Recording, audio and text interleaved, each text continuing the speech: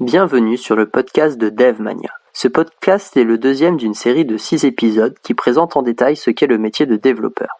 Vous pouvez retrouver l'épisode sur la communication sur iTunes, YouTube et mon site dev-mania.fr. Pour commencer, je vais vous poser une question. Quelle est la différence entre un codeur et un développeur ?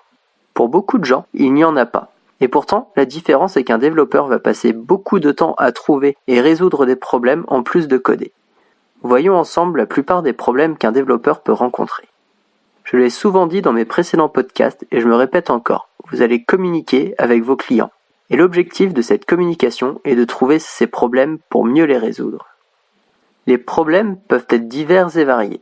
Par exemple, je travaille pour une entreprise dont le problème est que les congés sont gérés manuellement. C'est-à-dire que chaque demande de congé est envoyée par courrier et traitée à la main par un opérateur. Celui-ci doit tenir à jour un fichier Excel qui contient les congés de 1500 salariés. C'est juste invivable comme situation. Mon objectif est de numériser tout le processus de prise de congé, mais aussi la validation par l'opérateur. Ce problème était déjà identifié par le client, et c'est pour ça qu'il est venu nous voir. Mais maintenant, j'ai besoin de savoir comment fonctionne leur système de congé. Ici, les employés travaillent 7 jours consécutifs et ont 7 jours de repos. Donc les vacances ne peuvent pas être posées n'importe comment. Un salarié est obligé de prendre 14 ou 28 jours consécutifs pour qu'à son retour il soit avec les mêmes personnes avec qui il travaillait avant. Ainsi, dans l'application que je développe, le salarié n'a pas le choix. Il est obligé de choisir 14 jours et s'il choisit 28 jours, il doit justifier pourquoi en laissant un commentaire. Il faut savoir que les salariés de cette entreprise ne sont pas des férus d'administratifs. Beaucoup d'entre eux demandent à leurs femmes ou collègues de remplir le formulaire.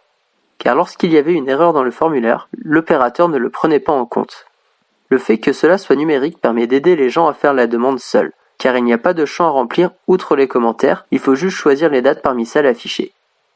Cela découle aussi d'une autre contrainte, qui est que les employés ne sont pas très à l'aise avec les outils informatiques. Mon but est aussi de trouver des solutions simples pour qu'ils aient moins de clics possibles et que tout soit compréhensible. En parlant de clients, peut-être que certains d'entre vous ont une idée d'application à développer. Si c'est le cas, votre problème est de trouver votre marché cible. Quand j'ai commencé à travailler, je développais une application web pour automatiser le montage vidéo. Et la personne pour qui je travaillais a ciblé des entreprises comme Decathlon dont ce n'était pas le besoin premier. Résultat des courses, l'entreprise a fait faillite. Même si trouver des clients n'est pas vraiment le domaine d'un développeur, si vous êtes développeur et que vous avez une idée, vous serez obligé de passer par là. D'ailleurs, pour parler avec vos clients, il y a une chose que beaucoup de développeurs négligent, la vulgarisation. Il faut trouver comment parler simplement à vos clients. Lorsque j'étais étudiant, pour les oraux, je connaissais pas mal de monde qui ne vulgarisait pas leur présentation ni leur rapport. Cela leur a porté préjudice car les profs qui participaient ne connaissaient pas toujours le domaine dans lequel étaient mes camarades. Et cela est un gros problème. En tant que développeur, vous allez rencontrer beaucoup de bugs. Et vous allez passer beaucoup de temps dessus, un peu plus de 40% de votre temps. Tout au long du développement, vous allez rencontrer des bugs, et pour beaucoup de personnes, c'est que le développeur n'est pas assez bon. Si on regarde bien, il y a des bugs dans tout ce qui est développé. L'exemple même est Windows, mais Apple a aussi des bugs, notamment sur iOS 13.1.2. D'autres vont en avoir, mais dès que quelqu'un les voit, on désactive la fonctionnalité où le bug est présent jusqu'à ce qu'il soit corrigé. Un exemple est Apple, avec son application Talkie-Walkie qui contenait une faille de sécurité. Il est possible d'éviter les bugs, notamment les bugs de régression. Ils apparaissent en modifiant une fonctionnalité et même en ajoutant. Pour ne pas avoir trop de problèmes de ce genre, le mieux est de faire des tests unitaires, c'est-à-dire de coder un petit bout de code qui va tester une fonctionnalité de l'application. Ce bout de code sera à exécuter régulièrement et il permettra de voir s'il y a une régression après une modification. Vos tests peuvent aussi évoluer en fonction des ajouts, et une des bonnes pratiques est d'écrire votre test unitaire avant de développer la fonctionnalité. Ensuite, on développe la fonction et on voit si le test passe ou pas.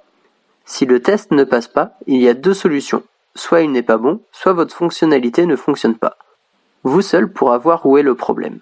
Un des problèmes que l'on rencontre souvent lors du développement est que l'on fera toujours les mêmes tests. Quand on code une fonctionnalité, on va tester que celle-ci marche et il est rare de tester les autres cas. Cela est normal, nous n'avons pas assez de recul lorsque l'on code, et surtout nous n'avons pas le temps, les deadlines sont souvent trop courtes.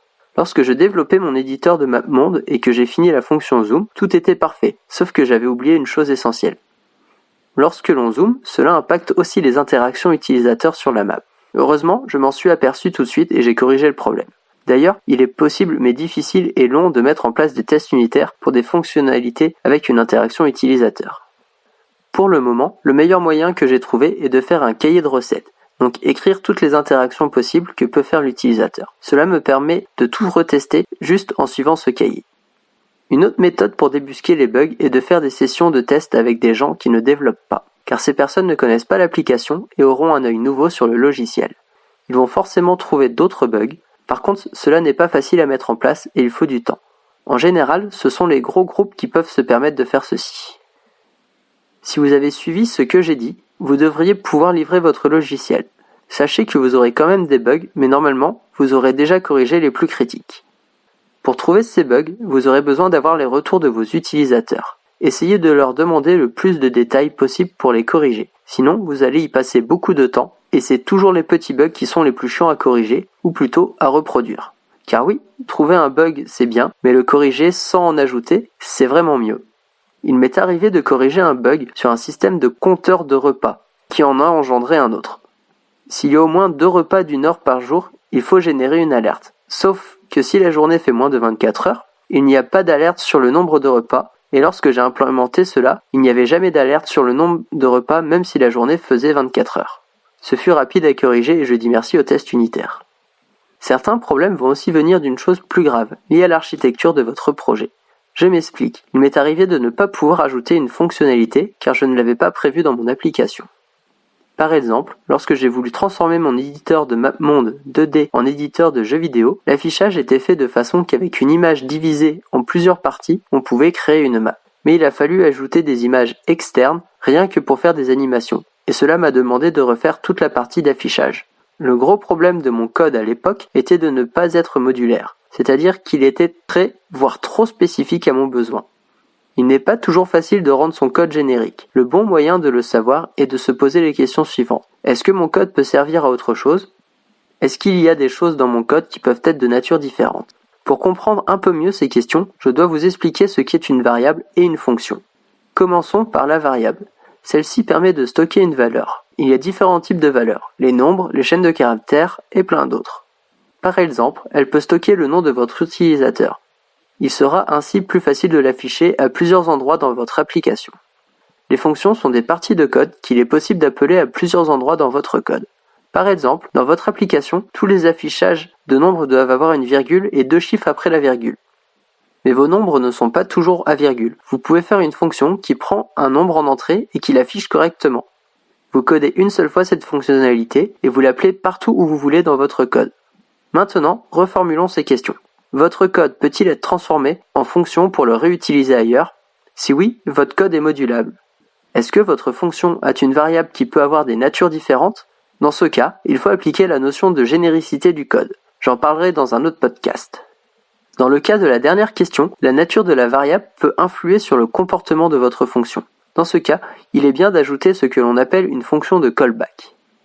Cette callback est passée en paramètre d'une fonction et sera appelée dans celle-ci. Cela n'est pas toujours possible en fonction du langage. Certains langages n'acceptent pas de passer des fonctions en paramètres de fonctions. D'autres le permettent, mais de façon très compliquée, comme le langage C. Le langage le plus simple pour le faire reste le JavaScript. Si j'avais appliqué cela, je n'aurais pas eu besoin de refaire toute la partie d'affichage.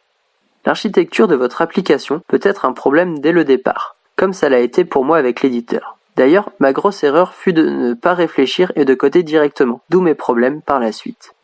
Il est bien d'utiliser des outils comme l'Unified Modeling Language, connu sous le raccourci de UML. C'est un outil graphique qui permet de réfléchir à l'architecture de votre application avant que le projet commence. Bon, ok, cet outil n'est pas très utilisé dans les entreprises.